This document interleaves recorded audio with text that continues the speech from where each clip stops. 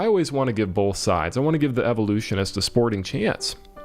And so we're going to go ahead and play this video and see what the evolutionist has to rebut the arguments that I've presented, and we'll see if they line up with logic, science, and reason. So here we go. The tree died and began to decay. As it did, its base became covered by about 18 inches of sediment. These plants were in turn embedded by a coarser sediment, gradually enough to allow other plants to start up, with the mud and sand eventually attaining a depth of 9 feet. At that point, the hollowed out rotting top of the tree was easily broken off by something. Apply pressure, mineralization, and plenty of time, and that storied piece of Canadian earth was preserved to be read as plainly in 1868 as it is today. Now I'd like you to notice this guy's diagram. On the diagram, let me pull it up here, he has the tree. You can see the roots at the bottom. Now in his mind, the tree was slowly covered by sediments over a period of time, whether it was millions of years or however long. Well, interestingly enough, we actually find all over the world, and what this guy is leaving out is that we find these trees upside down with the trunk on the top layer with the youngest part of the tree at the bottom. So do trees grow upside down? Still in place in the cliffs that was clearly buried upside down. Mackay has documented a few upside down stumps.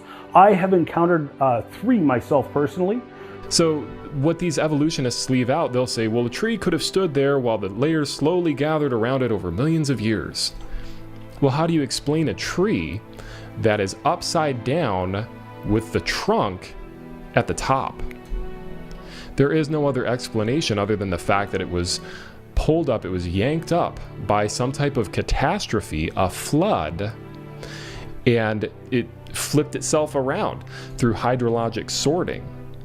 And so this atheist, he uses a cartoon, which doesn't surprise me because most of them like to use cartoons to explain things because their audience that they're targeting are little children.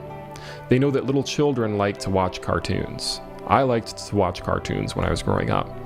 And so his argument is the tree stood there for millions or for however long while layers gathered around it. But if you look elsewhere in the world, you see, and he's just using one example of one tree that was standing. When you look elsewhere, you see that the tree was actually yanked up and not in the original position that it grew at. So not only are the trees that we're finding not in the position or not in the spot that they actually grew at, a lot of them are missing their roots, which means that they were completely broken off by a catastrophe. So once again, it's an evolutionist that we have here using information control, not giving both sides, making it sound like these trees were just sitting there peacefully while layers gathered around it. No, these trees were not sitting there peacefully. They were yanked out, they were yanked all over the place, and they were even, in some instances, flipped upside down. Trees do not grow upside down. I've never seen that. Nobody's ever observed that. It's not science. It's part of your religion of atheism. Once again, we find them all over the world, and we don't just find them in peaceful patterns. We find them in disrupted patterns. We find them upside down. So your evolution theory has just been turned upside down.